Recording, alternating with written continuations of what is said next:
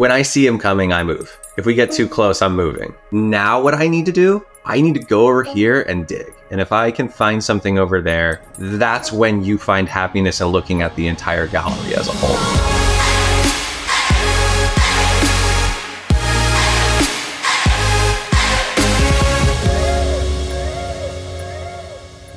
Hey guys, welcome back to another episode. I'm here with an incredible photographer, Zack Schomp. Zack, welcome to the show, man. How are you?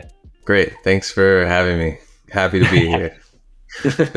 Awesome, man. Glad to have you on this show. We know each other actually from shooting with Nirav Patel.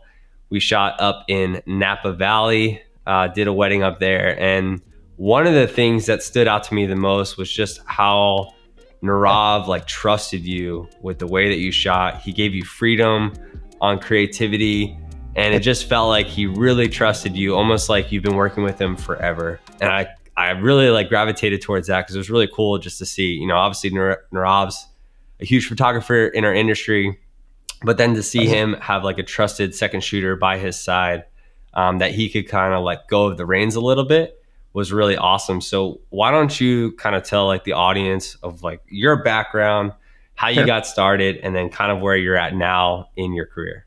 Yeah, totally.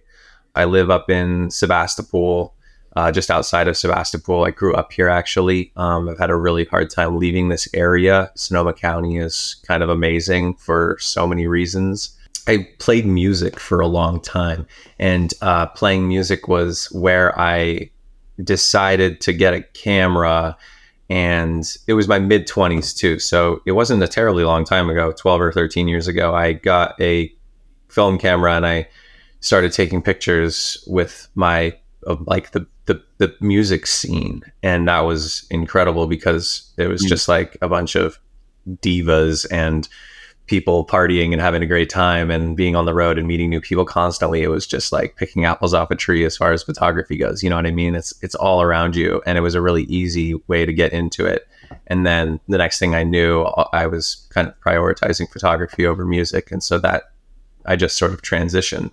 I got a camera and I met some people that were shooting weddings who every once in a while I still get to shoot with, which I love. And I think it was Valentine's Day 11 or 12 years ago is when I first did my first wedding. And wow. It was crazy. There was such a rush. It was such an enjoyable experience for me. I really loved it. For the long story short, I shot a handful of weddings, or a number of weddings for a couple of years, handful of years. And then I ended up going off and doing college and grad school. And I got into teaching, and my trajectory sort of shifted for a while, and then I rejoined the wedding world, and I've taken it on in a whole different way than I was doing it before. But yeah, I'm back in it only since basically the pandemic.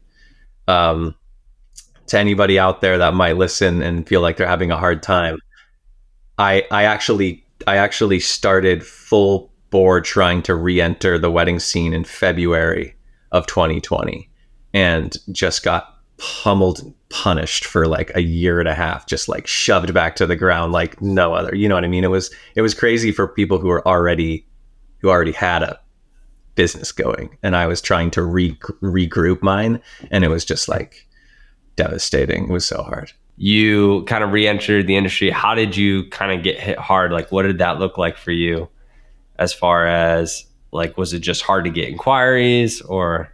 It was mostly two things. It was that I just dropped a few $1,000s signing up for the Knot, and that they were basically we'll extend your contract, but you're still going to pay us that money, right? So I basically spent a year's worth of money on getting nothing. And that everybody thought that the pandemic wasn't going to continue. So it was just, I kept getting either ghosted or emails saying, we'll contact you when this is all over. And so to be really without anything to hold on to, it's not like I had other weddings booked or I had momentum. I had zero momentum. And so I was just standing there, just empty handed and really just directionless. So that was what happened. to me. What did you go to grad school? I'm assuming you went to college, grad school, and then got a job in that industry. Is that correct? Yeah, I have an MFA in visual arts. Okay. MFAs don't typically have a focus. You sort of it's broad, but it was primarily photography based and related. And then I taught photography for 4 years at different state universities and up in the Bay Area. That's super cool. One of the things that I think you talked about really well was just like what makes you stand out as a leader in the industry.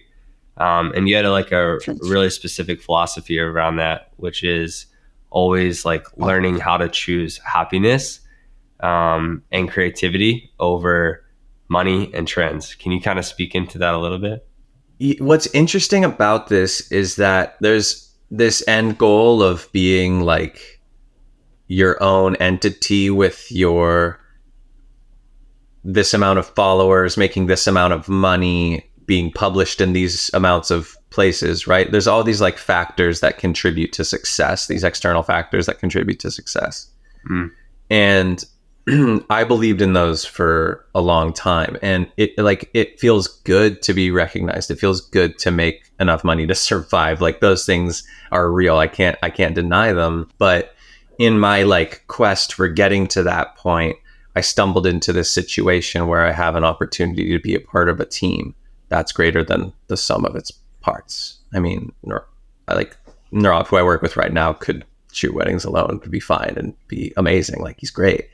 But what I like, I don't know quite when this turn happened, but as a second shooter, I kept feeling like my goal was to get collections to be able to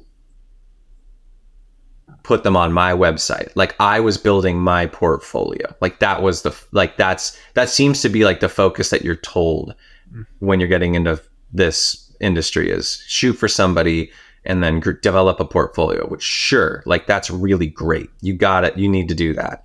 But I got to this point where all of a sudden I would take months without even looking at a collection because I was about to get an opportunity to see the whole team collection, and that was this really great moment where I was like, oh, the joy and happiness that I'm experiencing right now from being a part of this team feels better than what I maybe even have been imagining as like the end goal of what I thought was supposed to be. Like what external forces have been telling me I was supposed to be aiming for. You know what I mean? Yeah. So we have an experience like that, and you're like, oh, like this is about happiness and it is about making sure I can like support myself and my family or whatever. But that's like a big life lesson, I think, in the last year for me. Yeah. Dude, I love that. So you pretty much just found that like it's not necessarily what the world is saying or what culture is saying that you have to do all these things and accomplish all these accolades and win these awards and then you'll feel happy. It's like, no, let's kind of look inside of ourselves and say, hey, what actually brings me joy? What's like sparking my interest the most? And for you, it was the collection of the team, the photographers who are on that one wedding, and you get to see the full gallery from everybody and to kind of see like the creativity that came out of Nirav, the creativity that came out of you, the creativity that came out of the third shooter that was on with you. Like, what does that gallery look like and what did we accomplish? That to you kind of brought you more joy in a sense. Is that kind of what you're saying? Well, it's real time joy. That's what's happening now. And I've there's the goals, which is great to have goals. And like, I still have goals and like, I'm still trying to like, get more bigger weddings, whatever that external future goal is. Yeah. But if I say that like, I'll be happy once I achieve those goals, like actually I'm happy now because I'm achieving this goal. That's like amazing. Like it's awesome. It's so cool to be a part of something like that. And yeah, like, I mean, Nirav's the person I shoot with right now. And so, yeah, I hope to continue for like, as long as it happens, because it brings me so much joy and we get along so well. But I mean, that doesn't mean that there haven't been other photographers that I've shot with, the ones that I got started with, who like, when we get together, it's a ball, it's a hoot, we just don't have, Gretchen, who I'll throw her name out. Like, she's amazing, and she has her second shooter, and she's been, we've been working together for a decade. Like, imagine, like, I haven't had this conversation with them, but it's probably the same thing, you know. So Yeah. yeah, So with Gretchen, it kind of seems like the same thing with Nirav as well, is that he's got his like close knit group of people that he trusts and then he kind of works with like on a constant basis. Can you kind of speak into that, like what he's looking for in a second, or why do you think he chooses only a certain small group of people to kind of choose from for second shooting? I feel like we've just learned each other. And I think there's like, if there were some things that I would say like that are like really beneficial attributes to a good second shooter, or even primary, it's just like reading the room and just being like super eyes open to like where things are happening and where the people you're working with are. And like, that's the basketball moment for me, because if every player was in a huddle, it's like, you know, when like 3 or 4 year olds play soccer, they swarm. It's like the swarm just like moving around the field. Yeah. It's so cute, but like, that's not how you're going to get anything like really done, right? These spread out. I mean, it could be any professional sport really for this matter, but it's like, when I see him coming, I move. If we get too close, I'm moving. If he's taking a picture of something, I'm moving. And the thing that it takes, I think, a little bit to get used to as a second shooter when you're trying to develop a portfolio is like, you know, the shot that the other person might be taking is the one that like, hey, that'd be cool if I was taking that shot. But like, now what I need to do is I need to challenge myself to find something that's like so not obvious, because that thing is being taken care of.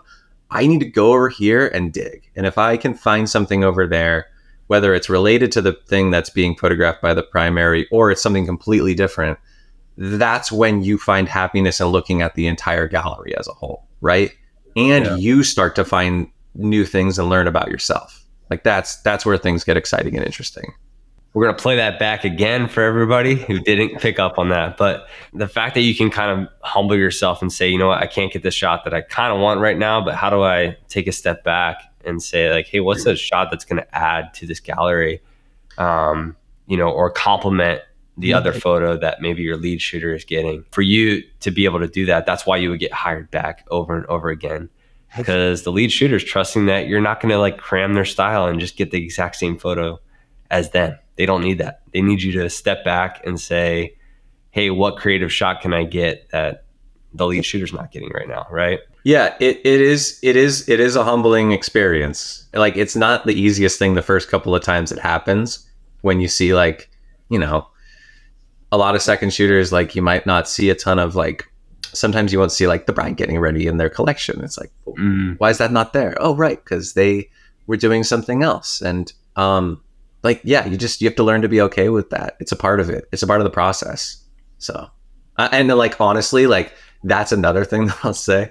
And I haven't even brought this up with him, but I take pictures that I'm so excited. I don't tell him. If I take a picture that I'm super, super excited about, I'm not going to tell him I did this. I'm going to wait till he sees it. And then I'm going to be like, hey, you see that shot in the collection? He's like, yeah, totally. Right. Like, yeah. Or I'll see a picture that he took or Gretchen took. I shot with her just a couple of months ago.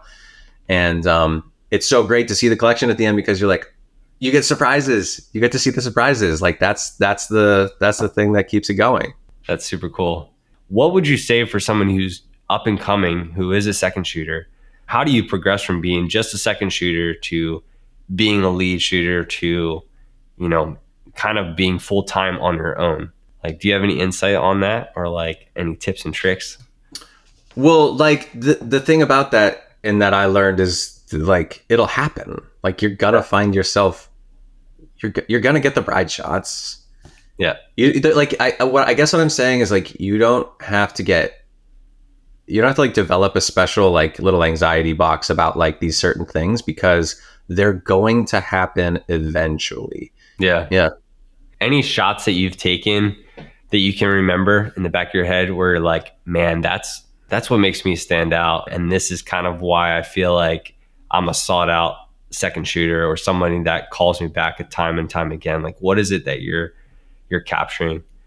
There's like a mentor that I had named Henry Wessel. He he would say you have two things as a photographer: where you're standing and when you click the shutter. The important thing to that I try to remind myself, and I've reminded a lot of others, is that's you're having an experience. What you need to do is be present and be able to respond in every moment. Like, so I feel like that's what I do. And I get a bunch of failed pictures. They don't all work, but like, yeah, respond. That's what I do. Yeah. Is there anything that like you kind of do when you walk into a room with the groom? Because I feel like that's one thing that a lot of second shooters that are kind of new to the industry are going to be intimidated by, is walking into these spaces, especially if they're a second and they haven't had any time to talk to the couple, don't have any connection with them whatsoever. They just showed up on the day of and they're expected to walk into a room with 12 guys and make it happen, right? Anything that you think you could speak into that like has helped you kind of overcome that first initial like feeling of awkwardness? Yeah. Um, yeah. I think that I used to go in and wait to figure out how I fit. And now I feel like I go in and I'm myself, and I join in.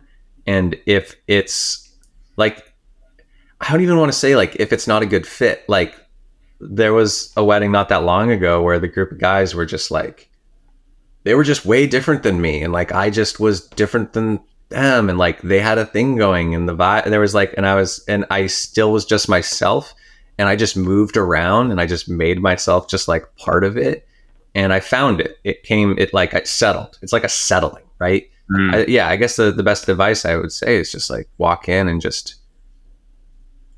be yourself, and let it let it like take form. Don't walk in and try to be something you're not. Just walk in and like be yourself, and it'll work. Yeah. Really cool advice. I love that. One of the things that I did ask you too was uh, some of those main differences between like regular weddings or when you're first getting started, and then the luxury scene, kind of like more elevated high end wedding market. And one thing I want to help the audience too is kind of say like, hey, is there anything different wise, like as far as etiquette goes, or when you show up or how you act in the luxury market? Like, can you kind of speak into that, like on these higher end weddings? Yeah, there's all kinds of variables that can influence the way planners are doing that day. And when you get into luxury, there's typically like two assistants, right? And I mean, personally, like I don't know, you just, one of them is going to be maybe easier to talk to in any given moment because they're all pretty busy. If the schedule's behind, or if there's a big change happening, then you definitely don't want to get too in their way. A wedding very recently, I helped unstack chairs because a big change happened. And the next thing I knew, I was like looking at how long it was until the ceremony was starting, and that picture still needed to be made. And I was hustling to help set up the ceremony site because I didn't have a choice. And it wasn't even a question. It wasn't like, hey, I'm going to help you. Is that okay? It was like, hey, I'm helping you. So, yeah, it's just different it's different because you would associate like a chill wedding with a chiller everything else, right?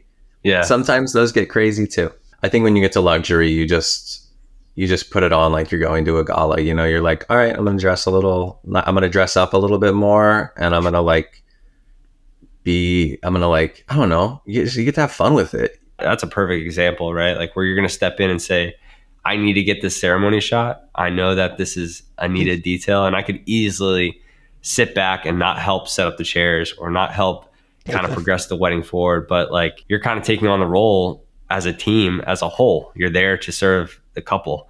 And for you to take on a role that, you know, not necessarily is your role, but it is your job, and you take it really seriously that like, hey, I've been assigned to take this ceremony shot, so I'm going to do whatever the heck I need to do to make sure it happens. And that speaks highly of you. And what I think a lot of shooters need to understand is that we're there as a whole for the couple. And every one of those situations is going to be different.